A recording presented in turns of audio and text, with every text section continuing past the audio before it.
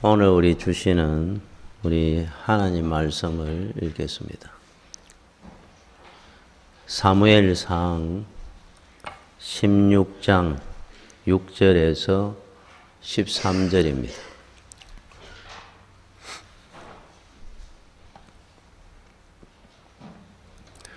그들이 오매 사무엘이 엘리압을 보고 마음에 이르기를 여호와의 기름 부으실 자가 과연 주님 앞에 있도다 하였더니 여호와께서 사무엘에게 이르시되 그의 용모와 키를 보지 말라. 내가 이미 그를 버렸노라. 내가 보는 것은 사람과 같지 아니하니 사람은 외모를 보거니와 나 여호와는 중심을 보느니라 하시더라. 이새가 아비나답을 불러 사무엘 앞을 지나가게 하매 사무엘이 이르되 이도 여호와께서 택하지 아니하셨느니라 하니 이새가 산마로 지나가게 하매 사무엘이 이르되 이도 여호와께서 택하지 아니하셨느니라 하니라. 이새가 그의 아들 7을 다 사무엘 앞으로 지나가게 하나 사무엘이 이새에게 이르되 여호와께서 이들을 택하지 아니하셨느니라 하고 또 사무엘이 이새에게 이르되 네 아들들이 다 여기 있느냐? 이새가 이르되 아직 막내가 남았는데 그는 양을 지키나이다. 사무엘이 이새에게 이르되 사람을 보내어 그를 데려오라. 그가 여기 오기까지는 우리가 식사자리에 앉지 아니하겠노라. 이에 사람을 보내어 그를 데려오매 그의 빛이 붉고 눈이 빼어나고 얼굴이 아름답더라. 여호와께서 이르시되 이는 그니 일어나 기름을 부어라 하시는지라.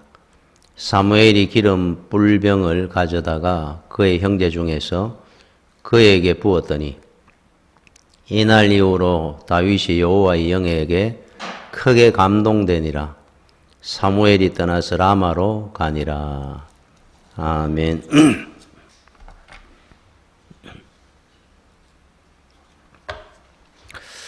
하나님은 창조주십니다. 만물을, 역사를 주관합니다. 하나님의 뜻과 계획대로 만물을 다스리고 계십니다. 하나님은 인간을 창조하시고 인간으로 하여금 만물을 다스리도록 명령을 했습니다. 그리고 거기에 합당하도록 권세도 주시고 지혜도 주시고 또 책임을 지도록 또 하셨고 그러면서 하나님께서 인간에게 은총을 허락하시는데 일반 은총이라 그러죠. 우리 여러분들이 다 일반 은총 안에 있습니다. 우리가 예수를 믿게 되고 구원받게 되고 굉장히 큰 은총입니다. 특별 은총이라고 있어요. 특별히 하나님께서 그 사람이 특별해서가 아니고 특별한 일에 고용해서 사용하는 사람에게 주는 능력이 있습니다. 사도 바울처럼 특별 은총도 있고 하나님께서 특별히 고용해서 쓰실 때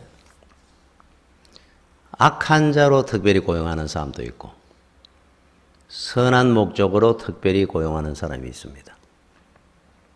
그 사람들도 특별히 고용되는 겁니다. 그래서 루터는 이 부분을 하나님의 오른팔과 왼팔이 있다 이렇게 표현을 했어요. 자, 오른팔은 하나님의 은총, 왼팔은 심판입니다. 오른팔에 쓰임 받는 사람은 다윗이나 사도 바울처럼 선한 일에 쓰임받는, 선한 목적으로 쓰임받는 사람이 있어요. 자, 왼팔로 쓰임받는 사람이 있습니다. 심판의 모델로, 가론 유다라든지. 그래서 우리 주님께서 이 땅에 오셔서 십자가를 지셔야 되는데 그 과정이 누가 팔아야 되거든요. 주님을. 파는 일을 담당케 할 사람이 필요했어요. 그가 바로 가룟 유다입니다. 그래도 우리 주님께서 안타까워하면서 차라리 너는 이 땅에 태어나지 아니하였으면 좋았을 것을, 어떻게 그 일로 쓰임받기 위해서 이 땅에 왔느냐 이거예요. 왼팔에 쓰임받은 사람이 있습니다. 여러분들은 평생을 하나님의 오른팔로 쓰임받는 다윗이나 사도 바울처럼, 주기철 목사님처럼 귀한 믿음의 성도들이 되십시오. 오른팔에 쓰임받는 사람들도 힘들고 어려운 일이 많겠죠. 그러나 그에게는 구원이 있고 은총이 있고 축복이 있습니다. 오늘 본문에 보니까 하나님의 오른팔로 특별히 쓰임받은 한 대표적인 인물이 나옵니다. 성경에 그 이름이 850번 나온다 그러니까 참 얼마나 하나님 앞에 오른팔로 귀하게 쓰임받았던 인물인지 다윗입니다. 하나님께서 다윗을 왕으로 세우시고 기름을 부으시고 하나님의 선한 일꾼으로 귀하게 사용을 합니다. 그러기 위해서 그에게 많은 권능도 주시고, 오늘 여기 13절에 나오죠. 다윗이 여호와의 영에게 크게 감동되니라. 기름을 붓고 나니까 하나님이 은사를 허락해 줍니다. 근데 이제 문제는 그 형제들 8명 중에 8번째 막내가 다윗이 선택받았다는 거, 또 많은 이스라엘의 사람들 중에 다윗이 하나님이 지목하셨다는 거. 그 이유가 뭐냐 하면은, 이거는 전적 은혜이기도 하면서 다윗이 하나님 앞에 쓰임받을 만한 조건을 갖고 있었던 사람이에요. 그래서 이거는 자기 인간됨의 그릇은 본인이 갖추어야 됩니다. 하나님께서 여러 사람들 중에 먼저 그 그릇을 보는 겁니다. 그의 정직함과 진실함과 영적 품성을 보시고 하나님께서 그를 선택하셨다 그러니까, 이거는 쓰임받고 은사받기 전에 기본 바탕이 되어 있었다는 뜻이에요. 이거 중요한 겁니다. 사도 바울을 하나님께서 부르셨는데 선택하시고 귀하게 씁니다. 그래서 바울이 고백하기를, 이거는 내 능력이 아니고 나를 능하게 하신 이는 바로 예수 그리스도라 그랬어요. 주의 능력으로 나는 쓰임받고 있습니다 그랬어요. 단 그 뒤에 이렇게 말씀을 합니다. 나를 충성되이 여겨 나에게 이렇게 귀한 직분을 주셨도다. 사도 바울이라는 이 사람의 본능, 이 그릇 중에는 충성이 있었습니다. 주를 핍박하고 다닐 때도 충성심이라는 게 대단했거든요. 그걸 하나님이 보신 겁니다. 그의 진실함과 충성됨을.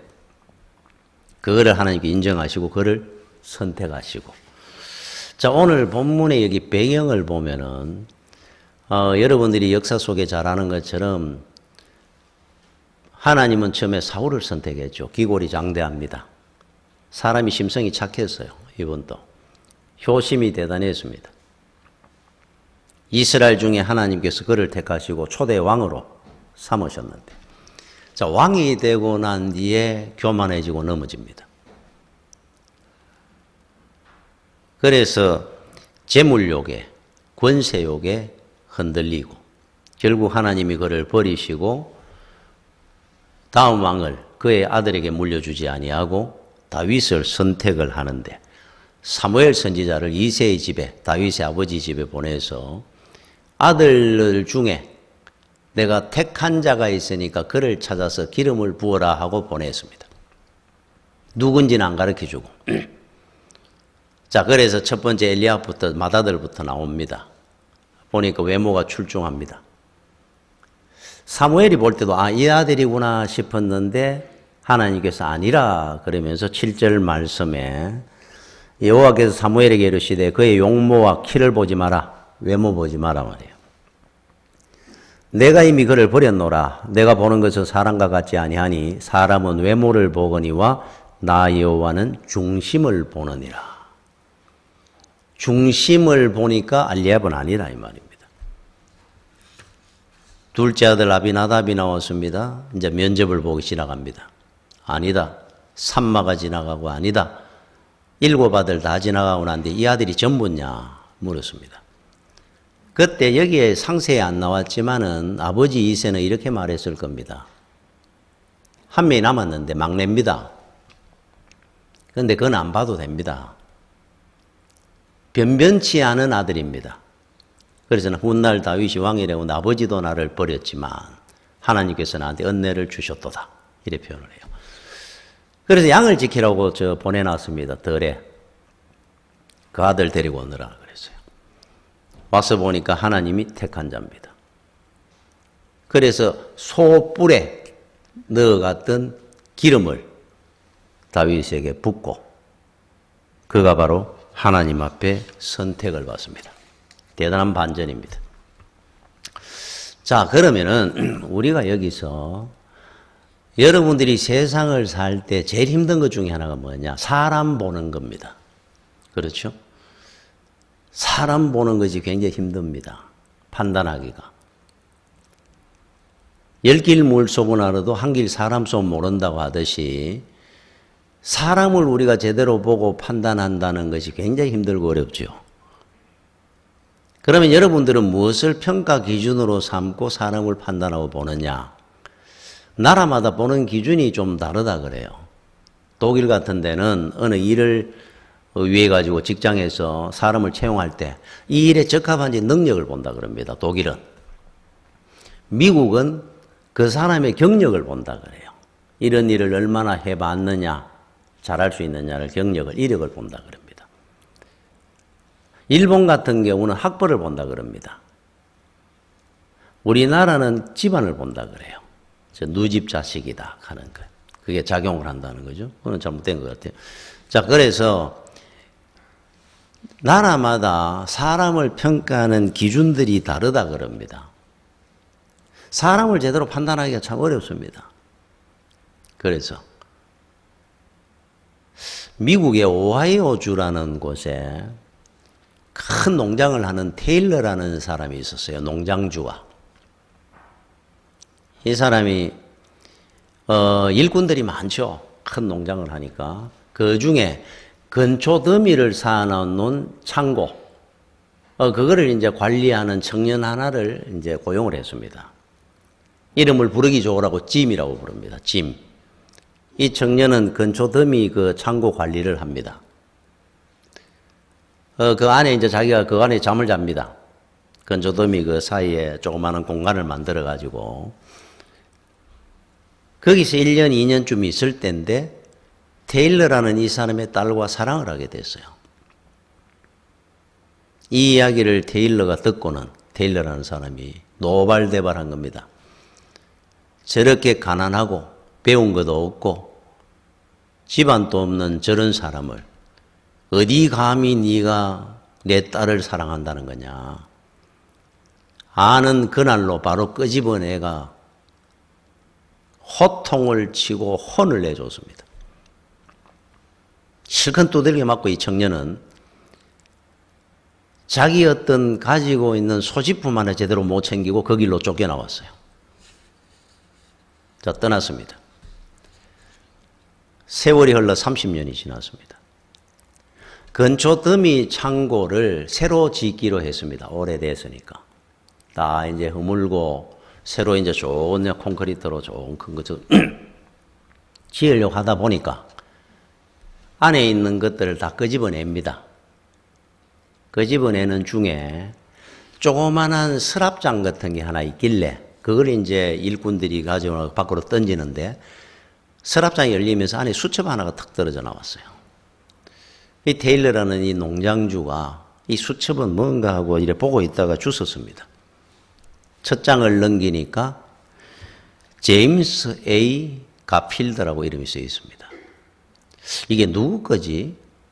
안을 보다 보니까 연도가 적혀가 있고 대강 일기는 아닌데 그 날에 있었던 일, 중요한 일들을 메모를 해놓은 겁니다. 그래서 읽다가 이렇게 넘어가다 보니까 짐이라는 거 청년 겁니다. 왜냐하면 자기 딸 이름이 나오기 시작을 하고 자기 딸을 너무너무 사랑한다는 겁니다. 하나님, 내 이 여자와 결혼하게 해달라고 기도문이 적혀 있습니다. 기분이 굉장히 나빴습니다. 야, 이놈이 그때 우리 딸을 큰일 날 뻔했구나. 그러고 난 뒤에 그 수첩을 그냥 던져버렸는데 마침 그날 왔는 신문을 보다가 첫 장을 넘기니까 대통령 얼굴이 나와 있고 대통령이 무슨 정책을 담아 있는 것이 나왔는데 아무 무심결에 보다 보니까 가만히 보니까 대통령 이름이 제임스 A. 가필드입니다. 자기 집에 그 청년은 옛날에 짐이라고 불렀던데 그 수첩에 보니까 진짜 이름이 적혀 있는데 제임스 A. 가필드였어요. 이름이 같네? 지금 대통령하고? 다시 그 수첩을 주워가 보니까 제임스 A. 가필드입니다. 그러고 가만히 생각을 해서 보니까 그 얼굴입니다. 30년이 지났는데도 얼굴을 알 수 있을 것 같아요. 우리 집에 근처 더미 관리인으로 있었던 그 청년이 짐이 아니고 제임스 A. 가필드고 지금 대통령이 됐구나. 30년 동안. 깜짝 놀란 겁니다. 그 사람은 대통령을 사회로 둘 만한 그 귀한 기회를 날려버린 거예요. 뭐 때문에? 평가 기준이 잘못되어 있어서 그랬던 겁니다. 그 사람의 진실함과 성실함이나 이런 품성을 보지 아니하고 중심을, 외모를 본 겁니다. 네가 얼마나 가졌느냐, 배웠느냐, 집안이 어떤 집안이냐, 크게 후회를 했다 그럽니다. 자, 여러분들은 사람을 볼 때 무엇으로 평가하고 있습니까? 주님처럼 중심을 볼 수 있어야 되는데 그렇지 않으면 여러분들은 사람 보고 늘 실패할 겁니다. 하나님은 중심을 보신다 그랬는데 이 중심이라는 뜻이 뭐냐? 속을 우리가 어떻게 봅니까? 그럼 우리는 평생 못 보잖아요. 사람 제대로 하나 평가 못 해봅니다. 여기 중심이라는 것은 우리가 알 수 있는 인간의 어떤 품성, 인성, 예를 들어가 정직함이나 진실함이나 성실함 외에 영적 품성을 이야기하는 겁니다. 영성. 이것을 우리는 봐야 되는데 여러분들이 앞으로 우리 사위를 보고 며느리를 볼 때 우리는 예수를 믿는 사람인데 하나님의 눈으로 사람을 평가할 줄 알아야 되는데 지금도 우리는 외모를 보죠. 저 사람은 어디까지 배웠느냐, 직장이 어디 있냐, 무엇을 하느냐. 영성을 중요하게 여기는 하나님이신데. 자, 그게 그러면 왜 그렇게 중요하냐? 창세기 6장 3절에 이런 말씀이 나옵니다. 여호와께서 이르시되 나의 영이 영원히 사람과 함께 하지 아니하리니 영성이 없어진 겁니다. 영이 인간과 함께 하지 않는다 그럽니다. 이는 그들이 육신이 됨이라. 육신이 됐다 그래요. 우리 육신이지 않습니까? 영이 함께하지 않으므로 육신이 되었더라. 그러면서 그러나 그들의 날은 120년이 되리라 하지. 노아 120년 뒤에 홍수 심판 120년 전에 하신 말씀이에요. 그래서 너희들은 홍수 심판으로 내가 멸할 것이다. 120년 뒤에. 노아는 120년 동안 방주를 짓기 시작하고. 영이 살아있는 자는 구원을 받았고 영이 죽은 자는 육신이 되었더라. 고기 덩어리와 같다 이 말이에요. 하나님 보시기에는 하나님의 영이 함께하지 않으면 고기 덩어리가 되는 겁니다. 소나 돼지나 말처럼. 그렇다는 겁니까? 자, 여러분들이 지금 세상에 우리는 같은 얼굴로 같은 인간의 삶을 살고 있습니다. 믿는 자나 믿지 않는 자나, 그죠? 같이 일하고 같이 밥 먹고 우리는 볼 때 그거를 못 느끼고 보는 것 같아요. 그러니까 영을 육이 영보다 더 귀하게 여기기도 합니다. 하나님은 판단이 다릅니다. 예수 믿지 않는 사람들은, 영이 떠난 자들은 고깃 덩어리에 불과하고 저들은 눈에 보이는 재물이나 탐하고 본능적으로 살고 쾌락이나 탐하는 인간들, 고깃 덩어리입니다. 하나님은 냉정하게 중심을 보시고 영을 보시는 거예요. 이게 중심입니다. 중심. 영성을 본단 말이에요. 여러분들이 그걸 알고 판단해야 됩니다. 같은 인간인 것 같아도 하나님이 창조주 하나님이 창조하신 인간이 있고 하나님이 창조의 원리대로 안 사는 고깃 덩어리들이 있다 이 말이잖아요. 그래서 여러분들은 앞으로 살아갈 때 사람을 평가할 때 무엇을 우리는 평가해야 될 것이냐를 확인해 봐야 됩니다. 다시 한번. 외모를 볼 것이냐, 얼마나 네가 가졌느냐, 있느냐, 지위가 높으냐, 외모입니다. 전부. 영을 볼 것이냐, 중심을 보는 겁니다. 둘 중에 하나를 선택을 해야 되겠죠. 그죠? 하나님의 영적 품성을 보는 겁니다. 거듭났느냐, 변화됐느냐, 아무리 세상의 것을 많이 가져도 거듭나지 아니하는 자는 가진 만큼 더 망하고 죽게 될 것이다. 이겁니다. 그러면은 성도는 영이 살아있다고 한다면은 영이 살아있는 자답게 성도는 성도답게 살아야 되겠죠. 그렇다면은. 자, 여러분들은 영이 살아있고 저쪽은 영이 죽은 자들인데 고깃 덩어리와 영이 살아있는 하나님의 사람인데 같이 살아갈 수는 없잖아요. 그러면 우리는 어떻게 살아야 되느냐? 중심을 하나님이 보실 때 어떤 삶을 우리는 살아야 되느냐? 이게 중요할 거 아닙니까? 사도 바울은 빌립보 교인들에게 이 부분에 대해서 이렇게 가르쳤습니다. 권면을 해서요. 빌립보서 1장 27절에 아주 중요한 문장 하나가 나옵니다.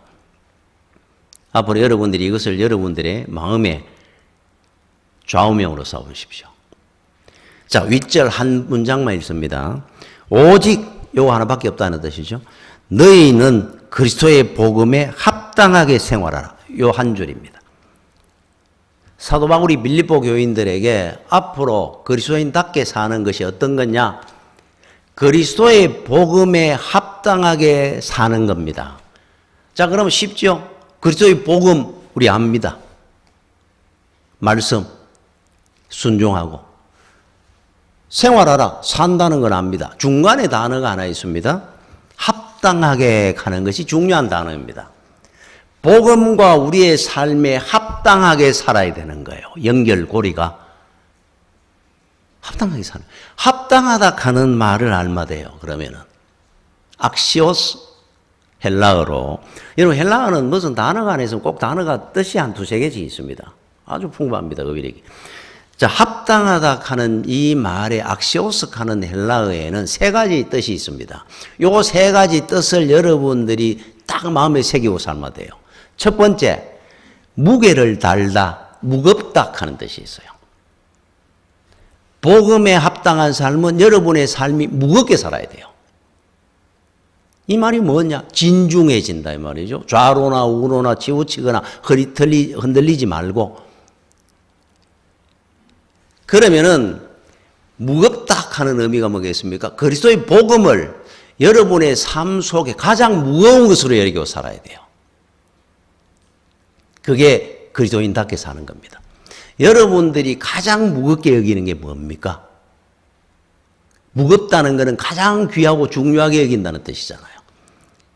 복음이라 해야 된다 이 말입니다. 복음. 이것을 여러분 인생에 가장 무거운 것으로 두고 사십시오. 우리는 어떤 사람을 볼 때 나보다 많이 안 배우고 많이 안 가지고 지위가 안 높은데도 불구하고 그 사람을 이래 보면 내보다 낫구나 이래 느끼는 사람이 있습니다. 야, 저 사람은 나보다 나은 것 같아. 그 왜 그런 생각이 드는 줄 압니까? 외모적으로는 여러분이 낫는데 어떤 사람은 뭐 저 사람 나보다 나은 것 같아. 그 사람의 삶의 무게가 무겁다는 뜻입니다. 그 말은. 삶의 무게가 무겁다. 그걸 여러분들은 느끼는 거예요. 예를 들면 지난주인가 제가 그 뉴스를 보니까 80대 노인이 이분이 뭐 하느냐 하면은 아주 단칸방, 지하 단칸방에 월세 20만 원 주고 삽니다. 제대로 먹지도 못합니다. 깡 말랐습니다. 이 사람이 하는 일이 뭔가 폐지를 줍습니다. 리아카의 폐지를 끌고 다니 죽습니다.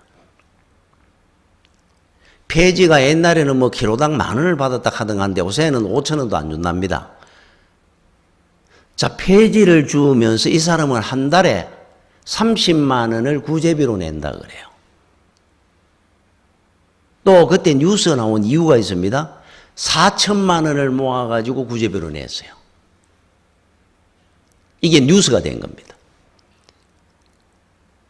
고개가 숙여집니다.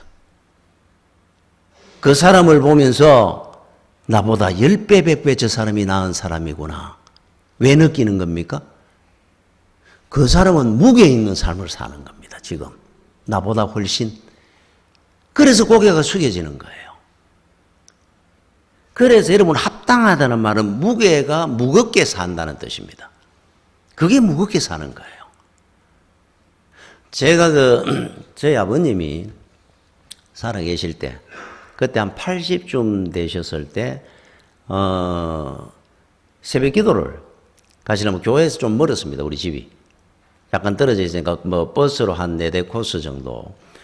그러니까 다니기가 새벽에 없잖아요. 그래서 이제 오토바이를 하나 사신 겁니다. 중고 이제 오토바이 조그만한 거 50cc입니까? 하나 사가 그거를 타고 이제 새벽 기도를 다니셨어요. 새벽 기도를 하루는 갔다 오시다가 그 당시에 뭐 30년 뭐 좀 전인가 됐으니까 그때 외제차가 그래 흔할 때가 아닌데 이 외제 완전히 뭐 차를 뺀 지가 뭐 8개월 됐다 그러니까.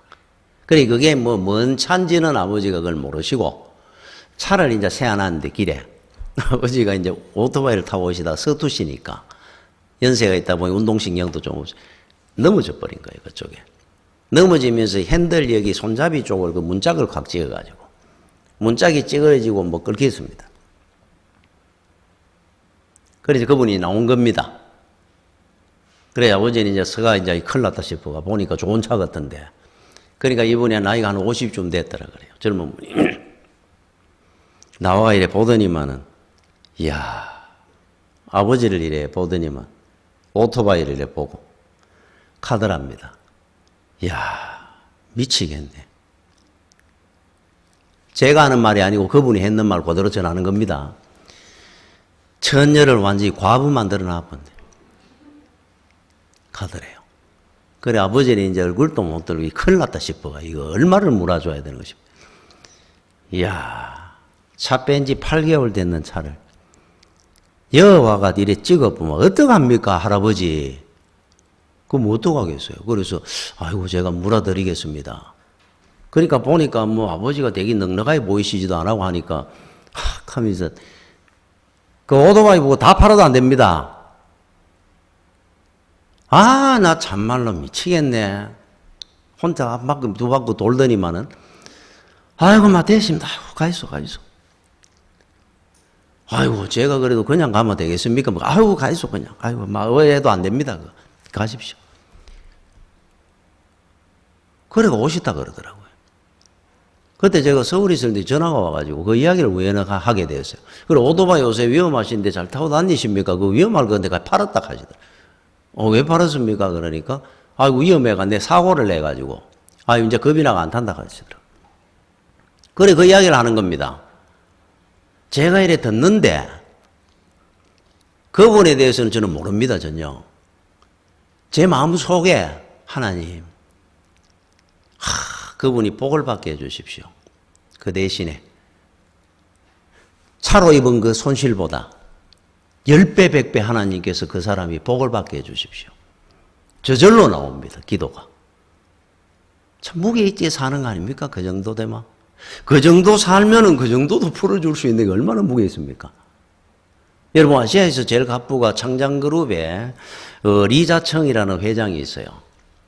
이분 그 일화 중에 하나 이런 게 나옵니다.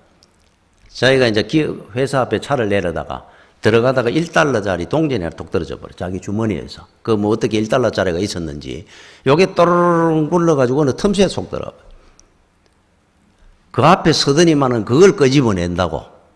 리장청 회장이. 창장그룹의 회장이라는 분이. 아시아의 최고의 갑부가. 뭐를 돌라 그래가지고 그러니까 옆에 있던 직원이 앞에 오더니만은 회장님 잠깐 비켜보십시오. 제가 꺼내보기 막 용을 써가 빼냈어요. 그러니까 옆에 이렇게 보고 있다. 아이고 고맙다. 그러면서 1달러를 받더니만은 지갑을 열 때 200달러를 주더랍니다. 수고했다고. 그러니까 옆에 비서가 보다가 이해가 안 됩니다. 경제 논리로. 회장님 1달러를 줬는데 왜 200달러를 주고 줬습니까? 나는 내 돈 하나는 절대로 함부로 난 안 쓴다. 1달러라고 나는 흘러가는 법이 없단 말이에요. 내 돈은. 남한테는 내가 최대한 후하게 살아야 된다. 내한테는 인색하고 남한테는 후하게 살아야 될 거 아니냐. 수고했으니까 200달러 주는 거다, 내 직원한테. 내 돈 1달러는 함부로 나는 절대로 안 흘린다. 멋있지 않습니까? 야, 그분은 참 부자 될 만하구나 이런 생각이 듭니다. 여러분들은 어떻게 살아야 되느냐. 세상적으로도 이런 사람들이 있는데 주기철 목사님, 손양원 목사님을 우리가 왜 존경합니까? 다르게 살았거든요. 그분들은. 무게 있게 살았지 않습니까? 진짜. 그분들은 복음을 가장 무겁게 여기고 살았으니까. 그 인생을 걸은 겁니다. 그분들은.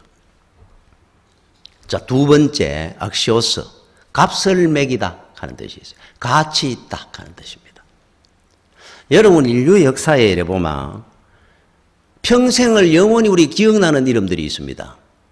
옛날부터, 그죠? 영원히 기억 안 하고 싶은 이름들도 있어요. 어떻게 저런 인간이 역사에 태어나가? 최악의 인물도 있고 최선의 인물도 있습니다. 성경에 보면 우리가 교훈되는 이유가 있습니다. 여러분 성경에는 보면 꼭 대비를 시켜가 한 시대에 살게 합니다. 사울왕, 다윗왕 같은 시대에 살면서 우리는 보고 교훈을 삼도록 해요. 아브라함과 롯, 재물에 빠져 살은 믿음을 가지고 살았던 조상 아브라함과 롯을 나눴습니다. 뭐 모르드게와 하만도 있고 가론 유다와 베로도로도 있고. 자, 두 인물을 우리는 대비하면서 너희들은 어느 길을 갈 것이냐를 묻는 겁니다. 성경에서. 하나님의 오른손에 쓰임받을래 왼손에 쓰임받을래를 묻는 겁니다. 현대사에도 있지 않습니까? 히틀러가 있으면 영국의 처칠 수상이 있고 한 시대에. 이완용이가 있었으면 안중근 의사가 있듯이 우리가 믿음 안에도 똑같습니다. 자, 여러분들이 이 땅에 가치 있게 사는 방법이 하나 있어요. 존귀한 자가 되는 길이 하나 있습니다. 답이 딱 나왔습니다. 뭐냐? 복음을 가장 귀하고 가치 있게 여기면은 복음이 여러분들을 가치 있는 인생으로 만들어줍니다.